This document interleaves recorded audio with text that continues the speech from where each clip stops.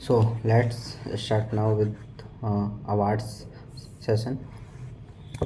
सबसे पहला फैक्ट है इसमें कि प्रधानमंत्री मोदी को मिला मिस्र का सर्वोच्च सम्मान। ठीक है, तो मोदी जी को मिस्र का सर्वोच्च सम्मान अवार्ड से नवाजा गया है और ये क्या है, order of the Nile award. यह पुरस्कार प्राप्त करने वाले पहले भारतीय हैं। अभी मोदी जी मिस्र की यात्रा पर गए थे तो इसलिए उनको मिस्र का सर्वोच्च सम्मान अवार्ड मिला है। ठीक है, उसके बाद में नेक्स्ट है कि राष्ट्रपति द्रौपदी मुर्मू सूरीनाम गई थी। सूरीनाम का सर्वोच्च नागरिक सम्मान प्राप्त मिला है और ये कौन सा सम्मान है? The grand order of the chain of yellow star से सम्मानित किया गया है। यह सम्मान पाने वाली पहली भारतीय बन गई है। ठीक है, मिस्र में मोदी जी गए और यहाँ पे सूरीनाम में राष्ट्रपति द्रौपदी मुर्मू गई थी। ठीक है, उसके बाद में साहित्य अकादमी के युवा व बाल पुरस्कारों की घोषणा। और लास्ट ईयर 2021 में बाल पुरस्कार से एक क्वेश्चन आया था, तो ये इम्पोर्टेंट है, यहाँ से क्वेश्चन आने के बहुत ज़्यादा चांसेस रहते हैं। तो बाल पुरस्कार में 22 साहित्यकारों को पुरस्कार दिए गए हैं। कश्मीरी भाषा के लिए किसी को भी पुरस्कार नहीं दिया गया है। ठीक है, कश्मीरी भाषा के लिए पुरस्कार नहीं दिया गया है। मणिपुरी भाषा के लिए घोषणा बाद में की गई है। हिंदी भाषा के लिए, जैसे हिंदी, अंग्रेजी और संस्कृत में जो भी अवार्ड मिलते हैं वो ज़्यादा इम्पोर्टेंट है। हिंदी के लिए मिला है सूर्यनाथ सिंह को हिंदी का अवार्ड मिला है और वो किसके लिए? कौतुक ऐप, इनकी कहानी का संग्रह है कौतुक ऐप। ठीक है, और अंग्रेजी भाषा में मिला है सुधा मूर्ति को, तो ये इम्पोर्टेंट है Sudha Murty. Grandparent bag of stories के लिए सुधा मूर्ति को मिला है अंग्रेजी में। और बहुत मोस्ट इम्पोर्टेंट राजस्थानी भाषा के लिए किरण बादल को टावरारी दुनिया। ठीक है, टावरारी दुनिया। ठीक है, टावरा बच्चों को बोला जाता है, तो बच्चों की कौन सी दुनिया?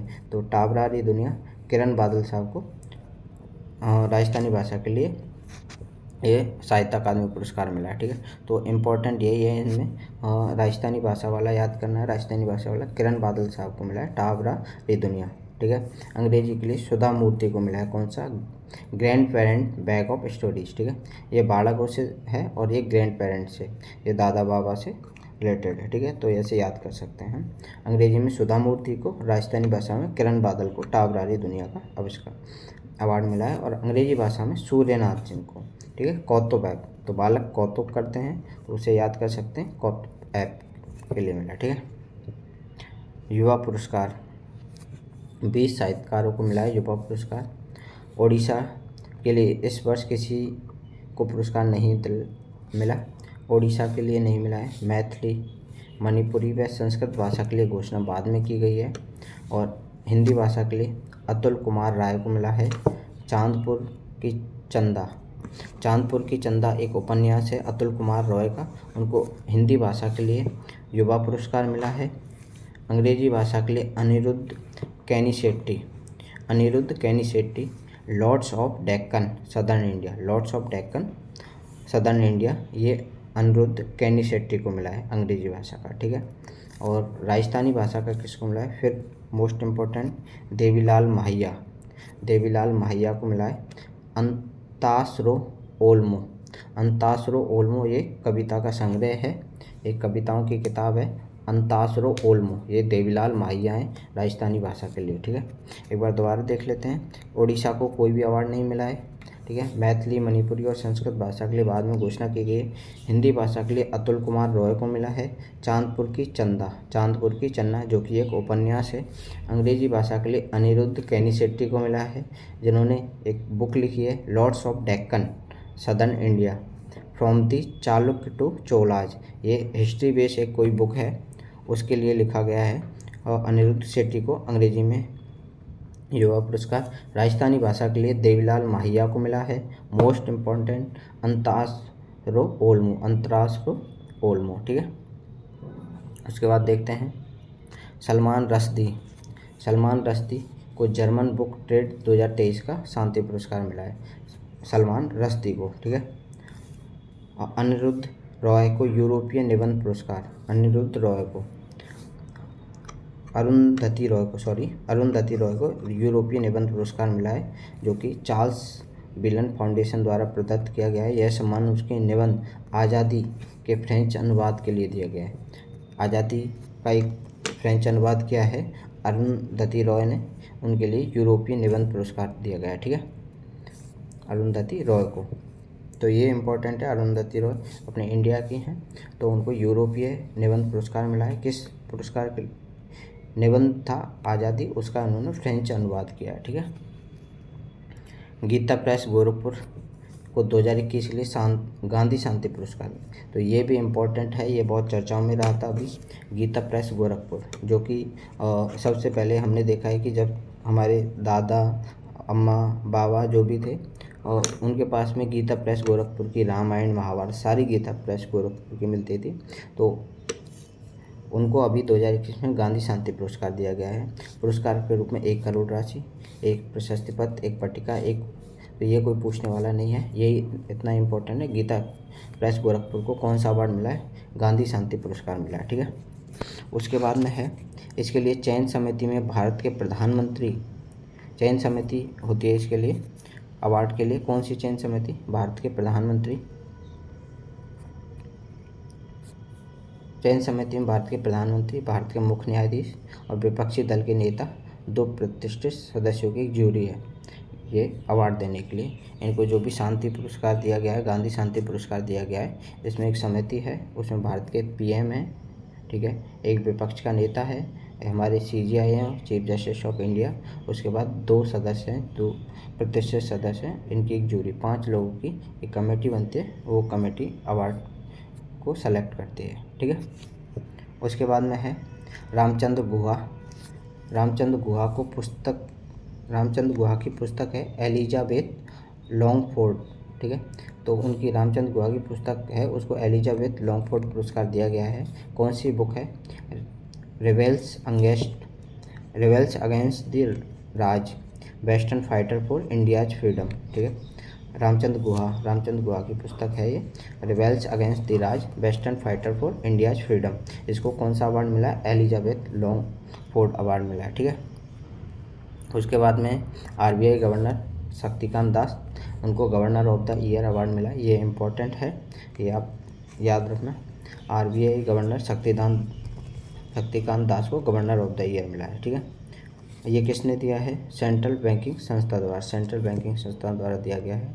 इससे पहले 2015 में रघुराम राजन को यह पुरस्कार प्राप्त हो चुका है। रघुराम राजन जो कि आरबीआई के गवर्नर रहे थे 2015 के टाइम पे, उनको भी मिला था। भारतीय मूल की प्रोफेसर जोयिता गुप्ता है, भारतीय मूल की प्रोफेसर है, उनको डच नोबेल पुरस्कार मिला है। अन्य नाम स्पिनोजा पुरस्कार, और अदर नेम क्या है? स्पिनोजा पुरस्कार। तो ये कोई ज़्यादा इंपॉर्टेंट नहीं है, पर ये भारतीय मूल की है, इसलिए थोड़ा याद रखें। जोयिता गुप्ता को डच नोबेल पुरस्कार मिला है। ललिता नटराजन को इकबाल मसीह पुरस्कार, बाल श्रम उन्मूलन के लिए इकबाल मसीह पुरस्कार किसको मिला है? ललिता नटराजन को इकबाल मसीह पुरस्कार मिला है। प्रोफेसर कोठापल्ली जयशंकर विशेष साहित्य पुरस्कार से सम्मानित हुए हैं। विशेष साहित्य पुरस्कार से सम्मानित कौन हुए? कोठापल्ली जयशंकर, और इनको सम्मानित किया गया आचार्य एस गोपी द्वारा। ठीक है, उसके बाद में है जल संसाधन के बेहतर उपयोग एवं जल संरचनाओं के संरक्षण एवं संवर्धन में उत्कृष्ट कार्य के लिए राष्ट्रीय जल पुरस्कार सर्वश्रेष्ठ राज्य की श्रेणी किसको मिली है? मध्य प्रदेश। जल संसाधन का बेहतर उपयोग, जल संरचनाओं के संरक्षण संवर्धन उत्कृष्ट कार्य के लिए मध्य प्रदेश को सर्वश्रेष्ठ राज्य का दर्जा दिया गया है। ठीक है, उसके बाद में फोर्थ राष्ट्रीय जल पुरस्कार 2022 है। सर्वश्रेष्ठ जिला की श्रेणी में प्रथम स्थान है गंजम जिला, जो कि उड़ीसा का है, गंजम जिला। ठीक है, गंजम जिला जहाँ पे मैंगनीज पाया जाता है खूब सारा। ठीक है, गंजम जिले में, तो ये है। ठीक है, इसके बाद हम बढ़ते हैं खेल परिदृश्य की तरफ। स्पोर्ट्स सेशन में देखते हैं अपन कि आईसीआई टेस्ट प्रतियोगिता में कौन जीता था? अभी इंग्लैंड फाइनल को भारत और ऑस्ट्रेलिया के बीच में हुआ। ठीक है, तो ऑस्ट्रेलिया फाइनल जीत गई थी, विजेता ऑस्ट्रेलिया रही। आयोजन कहाँ पे हुआ? द ओवल लंदन में हुआ था। Player of the match David head रहे, ठीक है। तो यहाँ पे यही है कि आईसीआई विश्व टेस्ट प्रतियोगिता में कौन कौन भारत और ऑस्ट्रेलिया के बीच में खेला गया था, और ऑस्ट्रेलिया इस मैच को जीत गई थी। फाइनल ऑस्ट्रेलिया ने जीत लिया था, ठीक है। आईसीआई क्रिकेट विश्व कप 2023, ठीक है। क्रिकेट विश्व कप 2023 के बारे में है कि 5 अक्टूबर से 19 अक्टूबर को खेला जाएगा। 5 अक्टूबर से 19 नवंबर तक, 5 अक्टूबर से 19 नवंबर तक खेला जाएगा। फाइनल कहाँ पे होगा? नरेंद्र मोदी स्टेडियम अहमदाबाद में होगा, ठीक है। सात्विक चिराग की जोड़ी ने जीता इंडोनेशिया ओपन, ठीक है। इंडोनेशिया ओपन, ये ऐसा करने वाली, इंडोनेशिया ओपन जीतने वाली पहली जो भारतीय जोड़ी है। मलेशिया के एरोन चिया एवं सो बुई थिक को पराजित किया, ठीक है। ये ज़्यादा इंपॉर्टेंट नहीं है, बस इतना ही। इंडोनेशिया ओपन जीतने वाली पहली भारतीय जोड़ी कौन सी है? सात्विक चिराग की जोड़ी, ठीक है। उसके बाद में है कि भारत ने लेबनान को हराकर इंटरकॉन्टिनेंटल कप फुटबॉल जीता। लेबनान को हरा दिया भारत ने, ठीक है। इंटरकॉन्टिनेंटल कप था फुटबॉल टूर्नामेंट, उसको जीता है। तो लेबनान को 2-0 से हराया। प्लेयर ऑफ द मैच, ये सब याद करने की ज़रूरत नहीं। भारत दूसरी बार चैंपियन रहा, ठीक है। इससे पहले इंटरकॉन्टिनेंटल कप में भारत दूसरी बार चैंपियन रहा है, और इस बार लेबनान को हरा दिया है उसने, ठीक है। रोनाल्डो 200 अंतर्राष्ट्रीय फुटबॉल मैच खेलने वाले पहले पुरुष फुटबॉलर बन गए। ये इंपॉर्टेंट फैक्ट है। कौन बन गए? सबसे ज़्यादा फुटबॉल खेलने वाले कौन बन गए? 200 अंतर्राष्ट्रीय फुटबॉल मैच खेलने वाले फुटबॉलर रोनाल्डो, जिसको CR7 के नाम से जानते हैं, क्रिस्टियानो रोनाल्डो, जिनका टी शर्ट नंबर 7 है, ठीक है। उसके बाद में है भवानी देवी चीन के बुक्सी में आयोजित एशियाई तलवारबाजी चैंपियन में कांस्य पदक जीता। ऐसा करने वाली पहली भारतीय तलवारबाज है। अब यही है कि भवानी देवी किस खेल से रिलेटेड है? भवानी देवी तलवारबाजी से रिलेटेड है, ठीक है। तो ये याद रखना है, भवानी देवी तलवारबाजी से रिलेटेड है। उरुग्वे ने जीता अंडर-20 फुटबॉल विश्व कप। अंडर-20 फुटबॉल विश्व कप किसने जीता? उरुग्वे कहाँ पे आता है? ये आता है साउथ अमेरिका, ठीक है। साउथ अमेरिका में आता है उरुग्वे। और जैसे यहाँ पे ये तो रहा चिली, ये अर्जेंटीना रहा, ये वाला पार्ट। और उसके बाद यहाँ पराग्वे, उरुग्वे, और यहाँ से एक नदी निकलती है पराना रिवर, ठीक है। जिन तीनों उरुग्वे, पराग्वे और पराना, इन रिवर को पलाटा बोला जाता है, ठीक है। तो उरुग्वे ने अंडर-20 फुटबॉल विश्व कप जीता है। एशियाई अंडर-20 एथलेटिक चैंपियन का आयोजन कहाँ पे किया गया? येचिओन, दक्षिण कोरिया में किया गया, अंडर-20 एथलेटिक चैंपियन का। इसमें भारत ने 6 स्वर्ण, 7 रजत और 6 कांस्य पदक जीते। 6-7-6, ठीक है, 6-7-6 जीतकर तीसरा स्थान प्राप्त किया, ठीक है। इसमें तीसरा स्थान प्राप्त किया है, और जापान इसमें शीर्ष पर रहा है। इसमें एथलेटिक चैंपियंस में। यह कहाँ पे आयोजित हुआ था? येचिओन, दक्षिण कोरिया में आयोजित हुआ, ठीक है। भारत का तीसरा स्थान है, जापान शीर्ष पर रहा, ठीक है। भारत ने पुरुषों एवं महिलाओं की जूनियर हॉकी एशिया कप जीता। ये अभी चर्चाओं में था, पुरुष व महिलाओं का जूनियर हॉकी कप।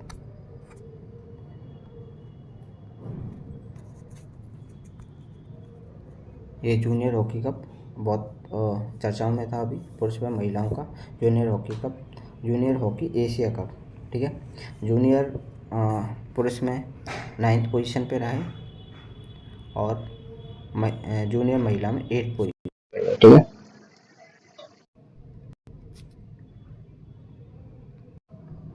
ठीक है, अब यहाँ पे क्या है कि जूनियर पुरुष 9th पोजीशन पे रहे, और जूनियर महिला 8th पोजीशन पे। ये कहाँ पे खेला गया? ओमान में खेला गया, और पाकिस्तान को 2-1 से हराकर चौथी बार खिताब जीता है जूनियर पुरुष में। और महिलाओं में दक्षिण कोरिया को 2-1 से हराकर ये पहली बार खिताब जीता है। और ये कहाँ पे हुआ था? ये हुआ था काकी मिगाहारा, जापान में हुआ था, महिलाओं वाला, ठीक है। उसके बाद में भारतीय गोल्फर जिसने हाल ही में चेक लेडीज ओपन 2023 चैंपियनशिप जीती, ये दीक्षा डागर, हरियाणा है, ठीक है। किस गोल्फर ने चेक लेडीज ओपन चेक में हुई थी। चेक लेडीज ओपन चैम्पियनशिप किसने जीती? दीक्षा डागर ने। दीक्षा डागर कहाँ से रिलेट करती है? हरियाणा से रिलेट करती है, ठीक है। और अब ये इंपॉर्टेंट फैक्ट है, 37वें राष्ट्रीय खेलों के शुभांकर का अनावरण, और इसका नाम क्या रखा है? मोगा। मोगा ऐसा होता है, देख सकते हैं, ठीक है। यह है 37वें राष्ट्रीय खेलों का शुभांकर है मोगा, ठीक है, ये मोगा, ओके। उसके बाद में देखते हैं कि विश्व टेबल टेनिस कंटेंडर का खिताब जीतने वाली भारतीय जोड़ी कौन सी है? टेबल टेनिस का सुतुर्था मुखर्जी और अयहिक मुखर्जी, ये दोनों मुखर्जी हैं, तो इन्होंने विश्व टेबल टेनिस कंटेंडर का खिताब जीता है। उसके बाद में तजिंदर पाल तूर ने भुवनेश्वर में अंतर्राज्यीय एथलेटिक चैंपियनशिप की गोला फेंक। तजिंदर पाल तूर किससे रिलेटेड है? तो गोला फेंक से। इन्होंने जो भुवनेश्वर में अंतर्राज्यीय एथलेटिक चैंपियनशिप हुई उसमें गोला फेंक कर एशियाई रिकॉर्ड बनाया है, ठीक है। 21.77 मीटर तक इन्होंने गोला फेंका है, ठीक है। तो यहाँ पे यही इम्पोर्टेंट है कि तजिंदर पाल तूर किससे रिलेटेड है? ये गोला फेंक से रिलेटेड है तजिंदर पाल तूर, ठीक है। संस्कृति मंत्रालय व ओडिशा सरकार ने संयुक्त रूप से खेलो इंडिया आदिवासी व जनजाति खेल महोत्सव का आयोजन कहाँ पे कराया? KIIT भुवनेश्वर उड़ीसा में कराया है। किसने कराया है ये?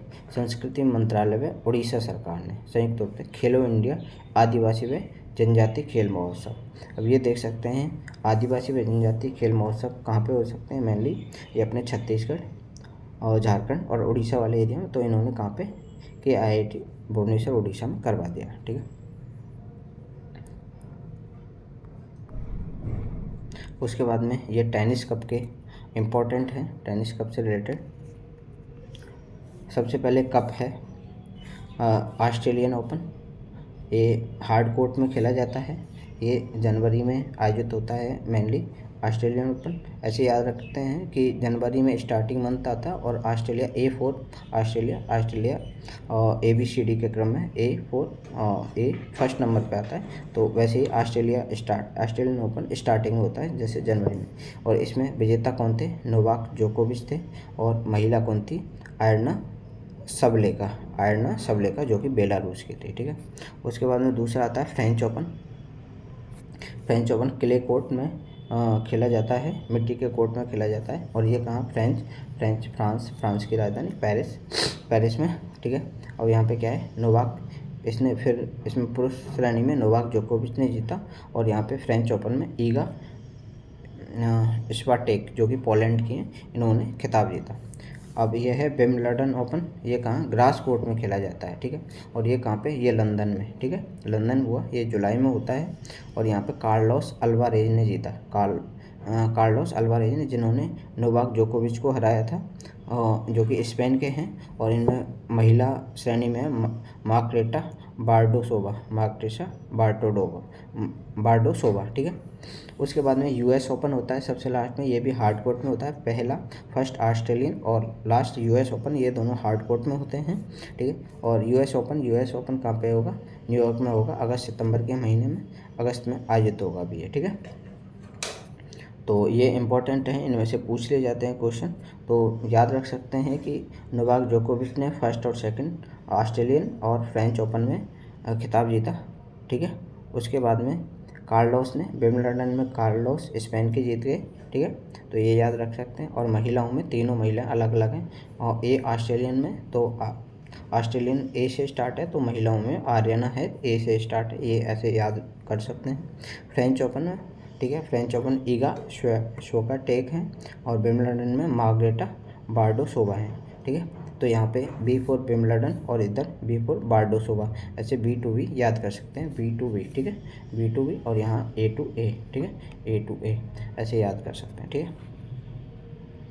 उसके बाद में नियुक्ति किस किस की की हैं? रवि सिन्हा हैं, जिनको रॉ के नए चीफ बने हैं रवि सिन्हा।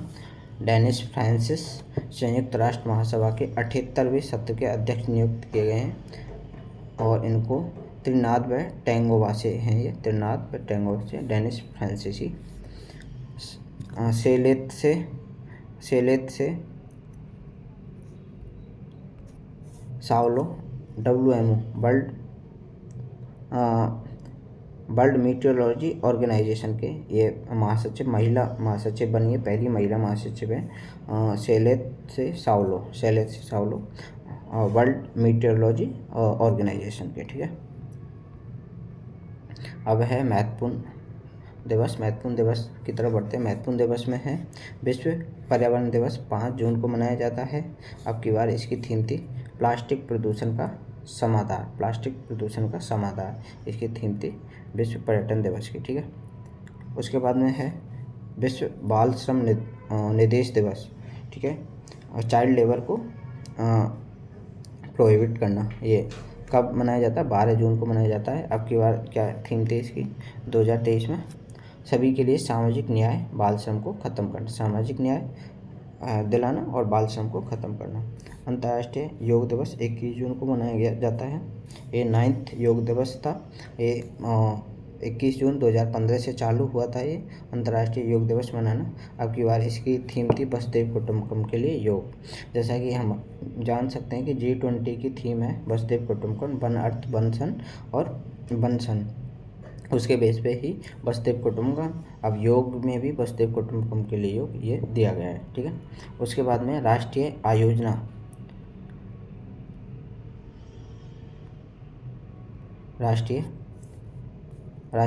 आयोजना जबलपुर में उपराष्ट्रपति द्वारा आयोजित की गई। ठीक है, अंतर्राष्ट्रीय ओलंपिक दिवस कब मनाया जाता है? 23 जून को मनाया जाता है। ये इम्पोर्टेंट है, ये पूछा जा सकता है। आजकल स्पोर्ट्स पे बहुत ज़्यादा ध्यान दिया जा रहा है। तो राष्ट्रीय ओलंपिक दिवस 23 जून को है और इसकी थीम थी आओ चलें। ठीक है, अब जून मंथ में कौन कौन सी बुक्स प्रकाशित हुई? Vajpayee, the ascent of the Hindu right, ये अभिषेक चौधरी द्वारा लिखी गई बुक है। वाजपेयी, ये अटल बिहारी वाजपेयी पे लिखी गई बुक है। उसके बाद में आज़ाद, गुलाम नबी आज़ाद द्वारा बुक लिखी गई है आज़ाद। ठीक है, गुलाम नबी आज़ाद जो कि जम्मू कश्मीर से आते हैं और वो राज्यसभा सांसद रह चुके हैं। इरफान ए लाइफ इन मूवीज़, ये इरफान खान पे लिखी गई है और ये किसके द्वारा लिखी है? शुभा गुप्ता के द्वारा ये बुक लिखी गई है। ठीक है, 3 बुक हैं, एक बार दोबारा से देख लेते हैं। वाजपेयी के लिए the ascent of the Hindu right, ये अभिषेक चौधरी ने लिखी है। उसके बाद में आज़ाद गुलाम नबी आज़ाद जो कि राज्यसभा सांसद रहे थे जम्मू कश्मीर विधानसभा से। उसके बाद में है इरफान ए life in movies, Shubhra Gupta द्वारा लिखी गई। ठीक है, उसके बाद में कौन कौन से ऑपरेशन, सम्मेलन और अभ्यास हुए हैं? संयुक्त अभ्यास खान क्वेट 2023। अब ये खान क्वेट 2023 20 से अधिक देशों के सैन्य दलों एवं पर्यवेक्षकों की भागीदारी के साथ बहुराष्ट्रीय शांति स्थापना के लिए मंगोलिया में आयोजित किया गया। मंगोलिया कहाँ पे पड़ता है? ये चाइना के नॉर्थ में मंगोलिया पड़ता है। ठीक है, उसके बाद में भारतीय सेना का प्रतिनिधित्व गढ़वाल राइफल की एक टुकड़ी ने किया। इसमें जो भारतीय सेना का प्रतिनिधित्व किया था संयुक्त अभ्यास खान क्वेट्स में, इसमें भारतीय सेना की गढ़वाल राइफल की एक टुकड़ी ने अपना भारतीय सेना का प्रतिनिधित्व किया था। एक्स इक्वे बेरिन 12th संस्करण है। भारतीय सेना व मालदीव राष्ट्रीय रक्षा बल द्वारा एक किया गया, ये उत्तराखंड के चौबटिया में संपन्न किया गया। भारत, फ्रांस व UAE के मध्य पहली समुद्री अभ्यास किया गया। यह पहला संस्करण ओमान की खाड़ी में किया गया। ठीक है, भारत, फ्रांस और UAE के बीच में ओमान की खाड़ी में किया गया। ठीक है, भारत वायुसेना का अभ्यास रणविजय, तो ये इम्पोर्टेंट है, इस पे इम्पोर्टेंट लगा लीजिए। भारतीय सेना का अभ्यास रणविजय लड़ाकू पायलटों के कौशल को बढ़ाने के लिए रणविजय किया गया। लड़ाकू पायलटों के कौशल को, एफिशिएंसी बढ़ाने के लिए। ठीक है, G20 एशियाई शिखर सम्मेलन, G20 एशियाई शिखर सम्मेलन कहाँ पे हुआ? गोवा में हुआ। इसके सदस्य देश कौन कौन से थे? Australia, Brazil, Korea. ये कोई पूछने वाला नहीं है। G20 के एशियाई शिखर सम्मेलन कहाँ पे आयोजित हुआ? बस गोवा में। दैनिक DPI, वैश्विक DPI शिखर सम्मेलन कहाँ पे हुआ? ये पुणे में किया गया वैश्विक DPI शिखर सम्मेलन। DPI for ease of living, ease of doing और बिजनेस, ईज ऑफ गवर्नेंस। ये अच्छा है, वैश्विक DPI शिखर सम्मेलन पुणे में किया गया था। L20 शिखर सम्मेलन। L20 शिखर सम्मेलन कहाँ पे हुआ? श्रम कार्य समूह की बैठक पटना में की गई थी। और ये देख सकते हैं कि श्रम लेबर से रिलेटेड है, तो सस्ते लेबर कहाँ मिलते हैं? बिहार में मिलते हैं। तो इसी वजह से इसको आयोजन याद करने के लिए अच्छा ट्रिक है कि पटना में हम याद कर सकते हैं। W20 शिखर सम्मेलन कहाँ पे हुआ था? महाबलीपुरम तमिलनाडु में किया गया था W20 का शिखर सम्मेलन। इसकी थीम थी, ये महिलाओं से रिलेटेड है, महिला नेतृत्व विकास रूपांतरण उन्नति और उत्थान। महिलाओं का नेतृत्व करना, नेतृत्व में विकास बढ़ाना, रूपांतरण करना, ट्रांसफॉर्म करना, उनका प्रमोट करना। ठीक है। W20 की अध्यक्ष थी संध्या पुरेचा, डॉक्टर संध्या पुरेचा, ये W20 की अध्यक्ष रही थी। ठीक है। विविध मिसकेलनियस, नेक्स्ट सेशन है मिसकेलनियस। तो इसमें फर्स्ट फैक्ट है, प्रधानमंत्री मोदी ने ग्रैमी विजेता फालू के साथ में लिखा गाना। प्रधानमंत्री मोदी जी ने ग्रैमी विजेता फालू हैं उनके साथ में गाना लिखा। उद्देश्य था बाजरा के लाभ और वैश्विक भूख को संबोधित करने के लिए इसकी क्षमता को बढ़ाना। बाजरा, अभी जैसा कि हम जानते हैं कि 2023 को मिलेट ईयर घोषित किया गया है, तो मेनली पूरा फोकस मिलेट्स पे है और मिलेट्स की श्रेणी में बाजरा मिलेट्स की श्रेणी में आता है। ठीक है। तो इसलिए प्रधानमंत्री मोदी जी ने ग्रैमी विजेता फालू हैं उनके साथ में गाना लिखा है और उसका उद्देश्य था बाजरा के लाभों और वैश्विक भूख को संबोधित करने के लिए लिखा है। गीत का नाम है अम्बेडेस इन मिलेट्स। ठीक है। गायक हैं फाल्गुनी शाह व गौरव शाह। गीत अंग्रेजी तथा हिंदी दोनों भाषाओं में लिखा गया है। ठीक है। उसके बाद में चाइल्ड लाइन सेवाओं के लिए एक हेल्पलाइन पहल की गई, चाइल्ड लाइन सेवाओं के लिए। ठीक है। और ये किससे रिलेटेड, ये अपन देख सकते हैं, महिला व बाल विकास मंत्रालय ने, ये किस मंत्रालय द्वारा? महिला एवं बाल विकास मंत्रालय द्वारा आपातकालीन प्रतिक्रियाओं के लिए सहायता प्रणाली, चाइल्ड लाइन आपातकालीन परामर्श संकट हेल्पलाइन के लिए नंबर 112 के साथ में एक कदम उठाया है। ठीक है। अब ये कोई नहीं पूछने वाला है किन राज्यों में कहाँ कहाँ चलाया गया है, यही है कि चाइल्ड लाइन सेवाओं के लिए एक राष्ट्र एक हेल्पलाइन पहल चालू की गई है। किसके साथ में की गई है? हेल्पलाइन नंबर 112 के साथ में विलय करके। और ये किसके द्वारा चलाया गया है? महिला एवं बाल विकास मंत्रालय के द्वारा। ठीक है। सामाजिक न्याय एवं अधिकारिता मंत्रालय के तहत दिव्यांगजन सशक्तिकरण विभाग ने 27 जून 2023 को किस दिवस के रूप में मनाया? हेलेन केलर दिवस के रूप में मनाया दिव्यांगजन सशक्तिकरण विभाग ने 27 जून को। ठीक है। तो ये कोई ज़्यादा इम्पोर्टेंट फैक्ट नहीं है। नाटो देशों द्वारा रूसी सीमा के निकट स्थित स्थान पर आर्कटिक चैलेंज 2023 युद्धाभ्यास का आयोजन किया गया था, जो कि कहाँ है? रोवाजार्वी फिनलैंड में। ठीक है। नाटो देशों द्वारा आयोजित एयर डिफेंस 2023 वायुसेना अभ्यास कहाँ पे किया गया? जर्मनी में किया गया, नाटो देशों के द्वारा में। ठीक है। महिला व ट्रांसजेंडर लोगों को प्रदेश में संचालित सड़क परिवहन निगमों द्वारा प्रदान की जाने वाली और गैर प्रीमियम बस सेवाओं में मुफ्त यात्रा प्रदान करने के उद्देश्य से शक्ति योजना शुरू की गई है। किस सरकार द्वारा? कर्नाटक सरकार द्वारा।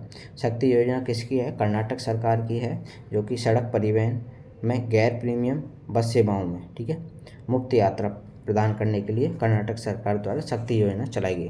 तो यहाँ पे यही इंपॉर्टेंट है कि शक्ति योजना किस सरकार द्वारा चलाई गई है? कर्नाटक सरकार द्वारा। किसके लिए? गैर प्रीमियम बस सेवाओं में मुफ्त यात्रा के लिए। केंद्रीय भारी उद्योग मंत्री द्वारा दुग्ध संकल्प मित्र मोबाइल ऐप का अनावरण कहाँ पे किया? मसूरी, उत्तराखंड में। ये कोई ज़्यादा इंपॉर्टेंट फैक्ट नहीं है। Nehru memorial museum and library society की विशेष बैठक में किसका नाम बदलकर क्या रखा गया? प्रधानमंत्री संग्रहालय एवं लाइब्रेरी सोसाइटी रखा गया। Nehru memorial museum and library society का नाम रखकर। ठीक है। ब्रह्मोस मिसाइल के किस वेरिएंट को विकसित किया जा रहा है जो तेजस जैसे छोटे लड़ाकू विमानों के लिए उपयोगी होगा? ब्रह्मोस NG, ब्रह्मोस NG बनाया जा रहा है, जो कि ब्रह्मोस मिसाइल का वेरिएंट है, नया वेरिएंट है, जो कि तेजस जैसे छोटे छोटे लड़ाकू विमानों के लिए उपयोगी होगा। हाल ही में आर्कू कॉफ़ी व काली मिर्च की फसलों के लिए किस राज्य को जैविक प्रमाण पत्र मिला है? आर्कू कॉफ़ी व काली मिर्च के लिए आंध्र प्रदेश को, ठीक है, आंध्र प्रदेश को आर्कू कॉफ़ी व काली मिर्च के लिए जैविक प्रमाण पत्र मिला है।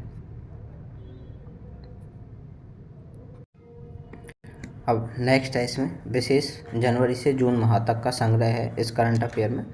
जनवरी से जून माह तक का संग्रह पूरा दिया गया है कि किस क्या क्या हुआ। अब इसमें इम्पोर्टेंट है क्रिकेट से रिलेटेड जो भी सीरीजें हुई और जो भी इंडेक्स निकाली गई हैं वो ज़्यादा इम्पोर्टेंट हैं, तो उनके बारे में देखते हैं हम, ठीक है। तो पहला है कि क्रिकेट में देखते हैं हम कि रणजी ट्रॉफी, ये इम्पोर्टेंट रहता है रणजी ट्रॉफी का। तो रणजी ट्रॉफी 2022-23 में हुई, जो किसने जीती? सौराष्ट्र ने जीती थी और उपविजेता बंगाल रहा था, ठीक है। सौराष्ट्र ने जीती और बंगाल विजेता रहा रणजी ट्रॉफी। दिलीप ट्रॉफी जीती थी, साउथ जोन ने जीती और उपविजेता वेस्ट जोन रहा। इसका आयोजन बेंगलुरु में हुआ, ठीक है, इसका आयोजन कहाँ पे? बेंगलुरु में हुआ। उसके बाद में है Irani trophy. Irani trophy rest of India ने जीती, Irani trophy rest of India ने जीती और इसका उपविजेता था MP, ठीक है, MP इसका उपविजेता रहा। देवधर ट्रॉफी कोई ज़्यादा इम्पोर्टेंट नहीं है। विजय हजारे ट्रॉफी, ये इम्पोर्टेंट है। विजय हजारे ट्रॉफी सौराष्ट्र ने जीती और महाराष्ट्र इसमें उपविजेता रहा। विजय हजारे ट्रॉफी किसने जीती? सौराष्ट्र ने जीती और महाराष्ट्र उपविजेता रहा। सैयद मुश्ताक अली ट्रॉफी, ये इम्पोर्टेंट है। सैयद मुश्ताक अली ट्रॉफी मुंबई ने जीती और हिमाचल प्रदेश में उपविजेता रहा। अब इम्पोर्टेंट ये है women senior one day trophy. Women senior one day trophy ये रेलवे ने जीती थी और इसमें कर्नाटक उपविजेता रहा। वीमेन सीनियर T20 ट्रॉफी ये रेलवे ने जीती और बंगाल इसमें उपविजेता रहा। वीमेन सीनियर T20 में तो कौन रहा? T20 में बंगाल उपविजेता रहा और वीमेन वनडे ट्रॉफी में कर्नाटक उपविजेता रहा और रेलवे दोनों में फर्स्ट नंबर पर रहा, ठीक है। उसके बाद में आते हैं अंतर्राष्ट्रीय क्रिकेट ट्रॉफी। अंतर्राष्ट्रीय क्रिकेट ट्रॉफी में ICI T20 mains world cup, T20 mains world cup इस बार ऑस्ट्रेलिया में आयोजित हुआ। इसमें इंग्लैंड विजेता रहा और पाकिस्तान उपविजेता रहा और जो मैन ऑफ द सीरीज है वो सैम करन ने जीती थी। इसी के बेस पे सैम करन को IPL में सबसे महंगा खिलाड़ी के रूप में खरीदा गया था। उसके बाद में ICI T20 women world cup ये ऑस्ट्रेलिया इसमें विजेता रही 6वीं बार और उप विजेता रही दक्षिण अफ्रीका और इसमें player of the series S Gardner को मिला। तो यहाँ पे ये इंपॉर्टेंट है किसने जीती? T20 वर्ल्ड कप किसने जीता? वीमेंस वाला ऑस्ट्रेलिया ने जीता और दक्षिण अफ्रीका सेकंड नंबर पर है। ICC टेस्ट चैम्पियनशिप ऑस्ट्रेलिया ने जीती और भारत इसमें उप विजेता रहा। और प्लेयर ऑफ द मैच याद करने की ज़रूरत नहीं है। IPL का तो सबको पता है, IPL चेन्नई सुपर किंग ने जीता, ठीक है, और मुंबई इंडियंस इसमें